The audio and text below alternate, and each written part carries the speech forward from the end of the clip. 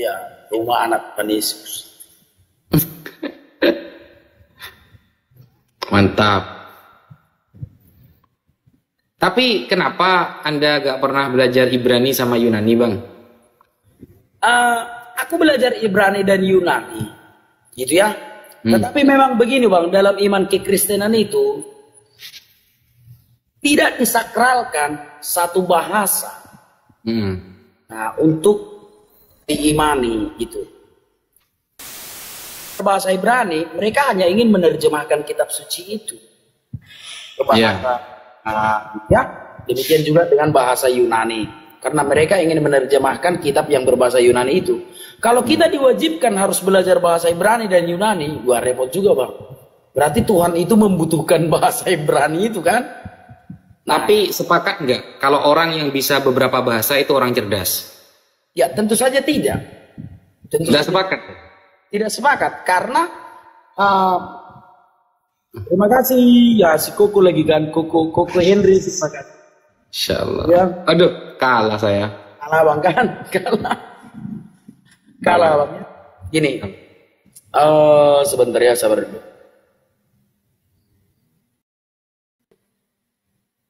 Gini, Bang. Gimana? Abang tahu enggak awal mula bahasa itu banyak? Nggak tahu. Itu bisa Abang temukan di dalam Kejadian 11.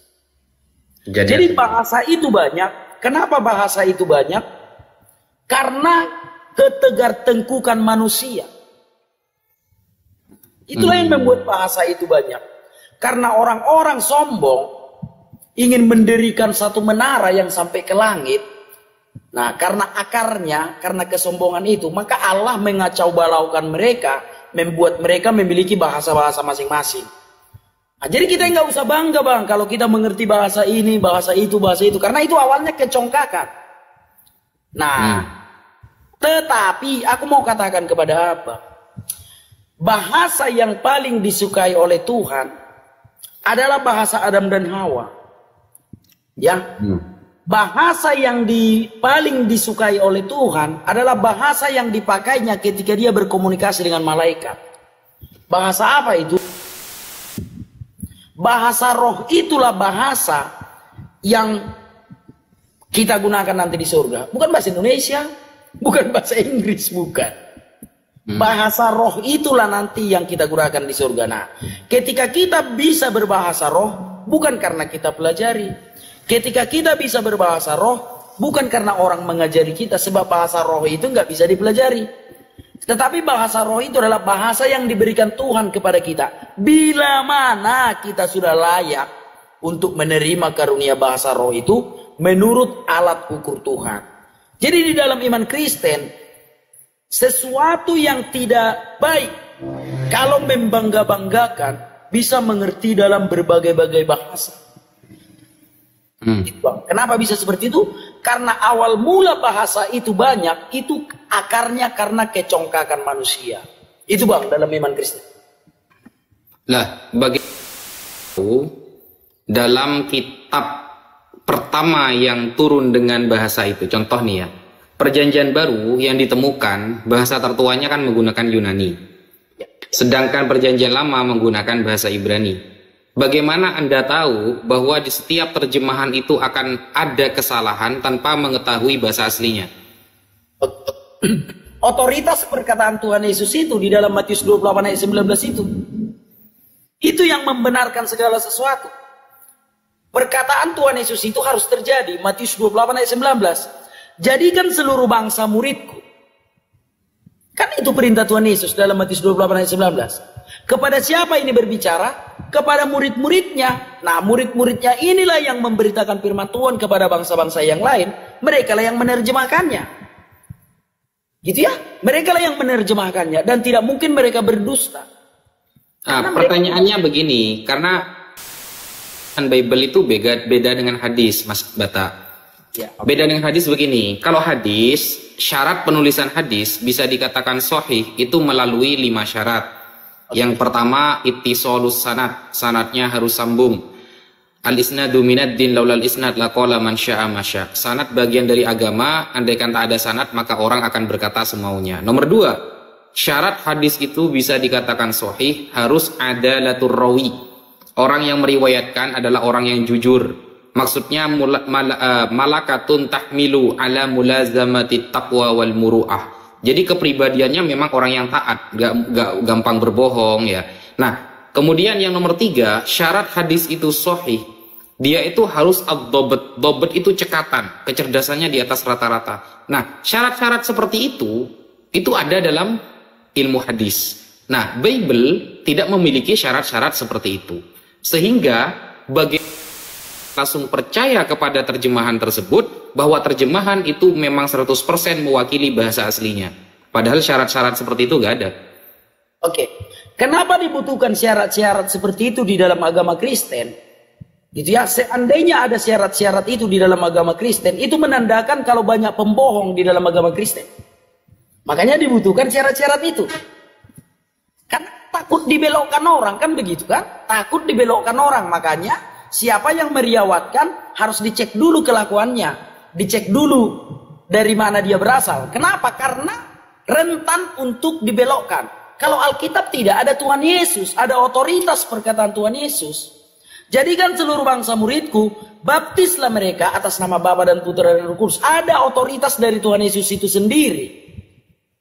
Terima kasih Koko. Ada otoritas dari Tuhan Yesus itu sendiri, Bang. Tidak akan ada yang mampu membelokkan isi Alkitab itu. Dengan tujuan. Karena ada otoritas Tuhan Yesus itu. Nah, jadi di dalam iman Kristen, kita hanya mendengarkan orang dari apa yang disampaikannya, bukan dari silsilahnya. Itu ya, kita mendengarkan orang dari apa yang disampaikannya, bukan dari sanadnya. Itu kenapa? Karena firman Tuhan di dalam iman Kristen tidak akan bisa dibelokkan. Kalau bisa dibelokkan, ya gagal dong perkataan Tuhan itu. Dari selama-lamanya sampai selama-lamanya, firman Tuhan tetap abadi. Tidak ada yang mampu membelokkan isi Alkitab. Belum ada. Mulai dari Kristen mula-mula sampai sekarang. Kita buktikan ya. Iya, iya. Oke Bang, sudah 3 ronde. Kalah lah Bang ya, udah 3 ronde ya Bang. Kita bikin sekali lagi. Saya kasih contoh pembuktian original teks yang berubah. Oke. Ya, Anda buka di dalam Keluaran 11 ayat 14. Keluaran 11 ayat 14, Anda buka antara Septuaginta dengan Mesorah. Oke. Nah, gini. Septuaginta dan Mesorah itu adalah 2 alat yang berbeda. Gitu ya? Itu bukan manuskrip yang sama. Naskah Septuaginta itu bukan naskah Mesorah. Ya, terus ketika ada perbedaan, mana yang benar berarti? Septuaginta lah yang dipakai dalam iman kekristenan, Septuaginta. Yang dipakai Septuaginta? Ya, ya. Dengarkan dulu Bang, dengarkan dulu ya. Ya. Bila mana, ingat Bang, bila mana cendekiawan-cendekiawan Yahudi atau rabi-rabi Yahudi, yaitu Septuaginta, 70 Septuaginta itu kan 70 rabi-rabi Yahudi, itu arti Septuaginta Bang. 70 rabi-rabi Yahudi. Bukan itu artinya. Lanjut. Dengarkan dulu ya. Itu adalah 70 tua-tua Yahudi yang menerjemahkan atau mengumpulkan kitab-kitab Taurat, kitab-kitab para nabi, kanon-kanon Ibrani, kanon-kanon Yahudi. Nah, naskah Septuaginta inilah yang kita pakai. Gitu ya? Nah, kenapa naskah Mesorah anak Bata? Kenapa harus kita pakai naskah Mesorah? Ketika mereka kesulitan untuk menerjemahkan Septuaginta ini, maka mereka akan membuat pembanding Mesorah ini untuk menerjemahkan. Kenapa bisa begitu? Karena bahasa penulisan Mesorah ini jauh lebih modern dibandingkan Septuaginta. Berarti kalau ada Septuaginta bertentangan dengan Mesorah, kamu memilih? Nggak masalah, karena kita nggak pakai Mesorah, Bang. Kita nggak pakai berarti Mesorah. Intinya begini, kalau dalam satu ayat itu ada pertentangan antara Mesorah dengan Septuagint, berarti Anda memilih Septuagint, betul? Mesorah bukan kitab suci kita. Mesorah itu kan kitab suci orang Moab. Oke, tapi kenapa di dalam Tapi kenapa di dalam Keluaran 11 ayat ke-14 LAI lebih menggunakan Mesorah daripada Septuagint? Kenapa itu, Bang? Itu perasaan abang saja. Loh, Itu kita buktikan ya. Kita buktikan ya bahasa aslinya ya. Gimana? Gini. Karena Tunggu. Saya bawa data ini ya. Kita buktikan. iya, itu perasaan abang saja. Itu perasaan abang saja. Kok perasaan sih? Gimana? Kita buktikan. Oke. Mas Anabata sudah mengatakan kalau Mesorah dengan Septuagint bertentangan, maka memilih Septuagint. Oke, kita buktikan sekarang. Oke.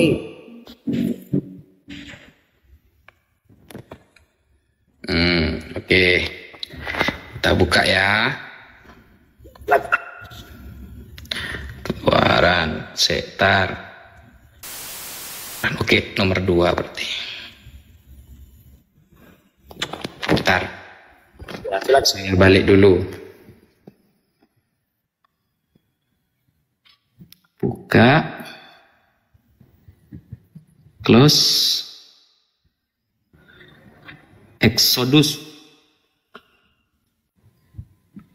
Sebentar.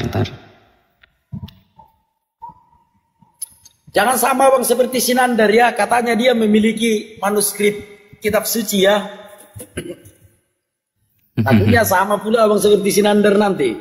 Ini manuskrip kitab suci itu gimana maksudnya? Ini. Coba yang abang tunjukkan itu, coba abang tunjukkan dulu. Ya, ntar.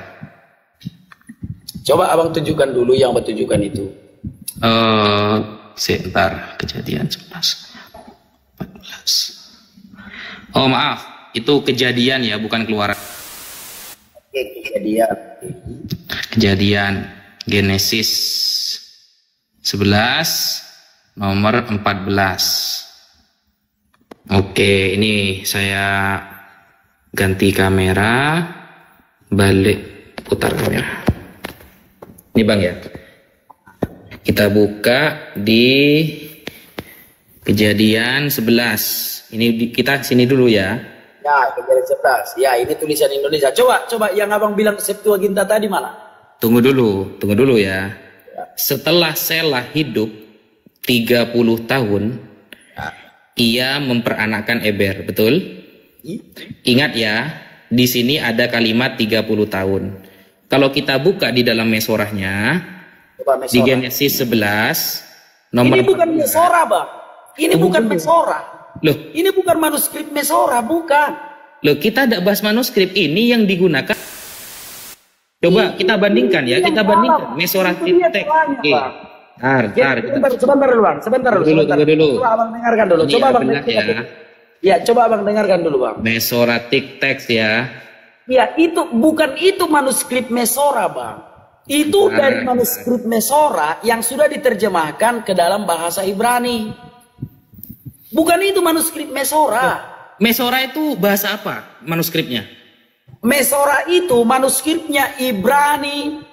Kok Ibrani diterjemahkan Ibrani gimana sih? Ibrani, aduh. Kamu tadi mengatakan Mesora diterjemahkan Ibrani. Mesora itu sudah Ibrani, gimana sih? Bukan Ibrani yang abang tunjukkan. Nah, ayo coba saya pengen tahu Ibrani yang seperti apa Mesora itu. Coba saya pengen tahu. Silakan Pak Henry. Terima kasih ya Koko Henry ya. Coba saya pengen tahu Ibrani yang seperti apa Mesora maksud Anda. Coba. Coba Bang. Coba abang balik dulu kamera, Bang. Coba balik dulu kamera. Nah, itu abang masih buka. Bentar ya. Ya itu abang udah sama seperti Sinanda. Loh. Terima kasih ya, terima kasih banyak ya Pak Henry ya. Terima kasih Pak Henry, Tuhan Yesus memberkati. Naskah Mesora itu berbahasa Ibrani, tapi Ibrani Koptik. Oke, tunjukkan ke saya, coba. Bedakan dengan Ibrani yang sekarang. Coba, tunjukkan. Gini Bang. Coba tunjukkan. Jadi kalau ada yang mengatakan ini naskah Mesora berbahasa Ibrani modern sekarang, itu dusta 100%. Itu ya, bukan itu. Naskah Mesora itu berbahasa Koptik. Bahasa Ibrani klasik lah namanya, Ibrani klasik. Ya, coba tunjukkan. Kita buktikan perbedaannya dengan yang sekarang. Coba buktikan. Sebentar ya. Kalau abang belajar teologi ya pasti abang paham lah. Itu ya. Oke, yuk. Ya, sekarang kita apakah beda dengan Mesora yang ini atau sama? Ya, itu udah Ibrani modern itu, Bang. Oke, sekarang apa perbedaannya nanti dengan Mesora yang kata kamu dahulu itu, apa perbedaannya? Coba. Contoh sebentar ya. Ayo. Coba baca dulu, Bang. Coba baca dulu. Itu Ibrani yang sekarang, Bang. Enggak, saya pengen baca, saya ingin jenengan baca ini. Coba dibaca. Aku nggak bisa membaca bahasa Ibrani, Bang. Oh, Nggak coba bisa. yang Mesora asli, yang kata kamu asli itu kamu bisa. Coba aku mau menunjukkan sama abang perbedaannya, Bang. Aku mau menunjukkan sama abang perbedaannya. Oke. Ya? Kita buktikan apakah maknanya berbeda antara Mesora dulu dengan sekarang? Ya tentu saja berbeda. Sebentar Oke. ya, aku tunjukkan sama abang. Oke. Ini mah pelajaran apa, Bang? Pelajaran yang apa namanya? Basic. Coba ini buka, yang langsung Injil buka. Mesra. Buka Ini apa kejadian 11 ayat 14-nya. Kita berbicara tentang alfabetikal dulu, Bang. Langsung aja, saya yang baca, Bang. Coba saya yang baca nanti. Coba langsung buka kejadian 11 ayat 14. Biar saya yang baca, kita tunjukkan berbeda apa tidak. Sebentar ya. Ya. Susah dibilangnya. Enggak, maksudnya jenengan Gini. Anda tunjukkan Mesora yang dulu, saya tunjukkan yang sekarang, yang kodek Leningrad. Kita baca apakah berbeda, kata Anda kan berbeda tuh. Kita buktikan, beda apa enggak nanti. Coba dengarkan dulu, Bang. Dengarkan dulu. Loh, Yang kita abang fokus. tunjuk. Aduh, susah memang ngomong sama abang. Ini, Bang. Ini udah alphabetical basic, Bang. Di dalam ilmu teologi ya. Ya. Ini udah alphabetical basic. Yang abang tunjukkan ini, coba abang tunjukkan dulu. Coba abang tunjukkan dulu. Ntar, saya masih mau download Septuaginnya. Ntar. Ini ya. Kita tahu Septuagin. Ayat 4. Coba abang tunjukkan dulu Mesora yang abang bilang Ini. itu. Coba, ayo. Kan tadi Anda mengatakan kalau Mesora sama Septuagin itu Abang ngerti nggak apa yang kusampaikan, Bang? Abang ngerti nggak apa yang kusampaikan? Takutnya abang nggak mengerti apa yang kusampaikan. Izinkan saya bicara ya, izinkan saya bicara gantian ya, biar tidak terkesan abang terus bisa bicara gitu loh. Ini saya buktikan teman-teman ya.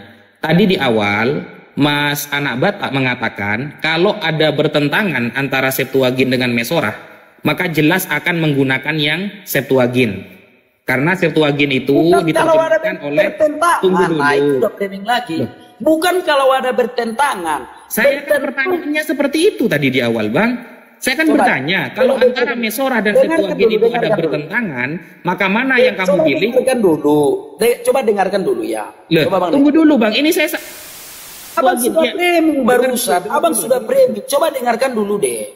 Coba dengarkan dulu ya. Ini Bang.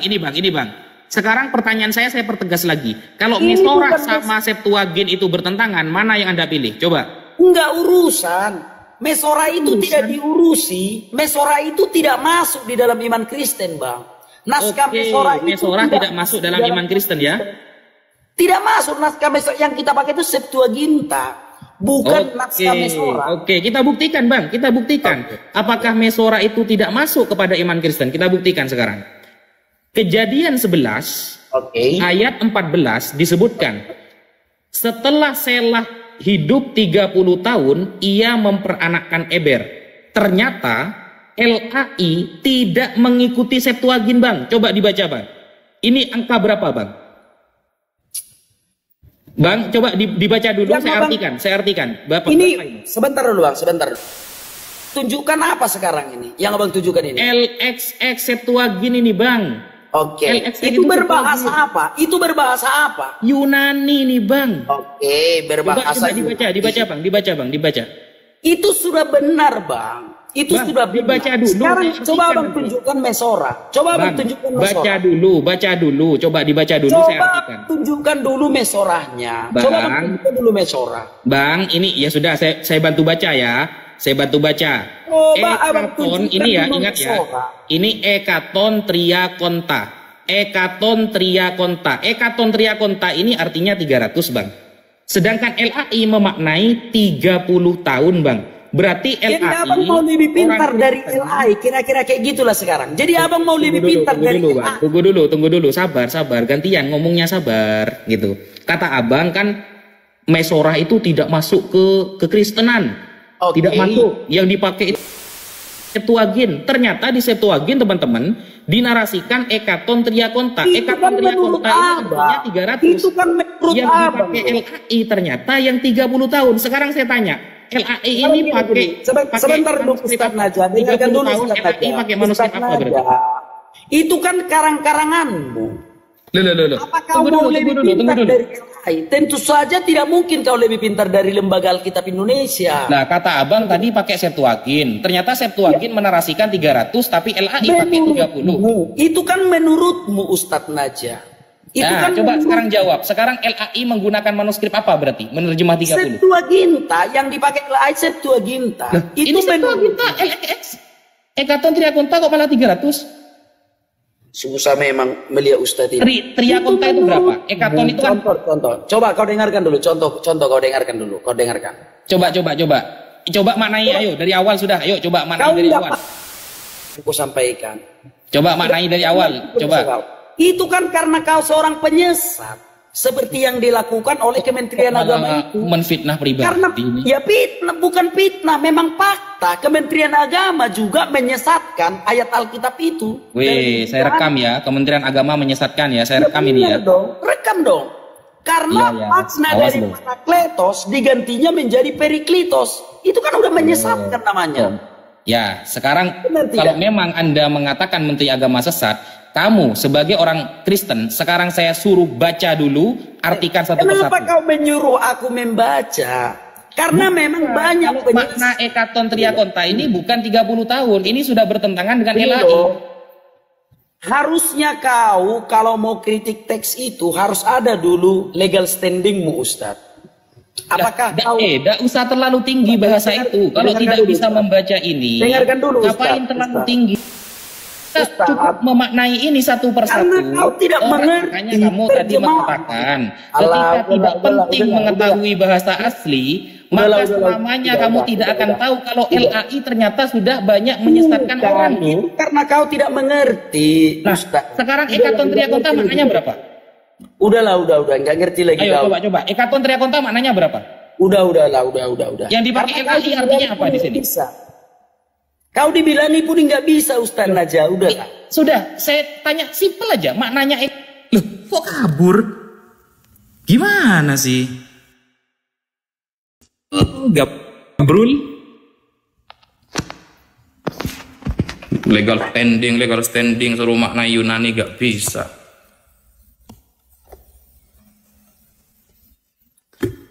Dasar gabrul.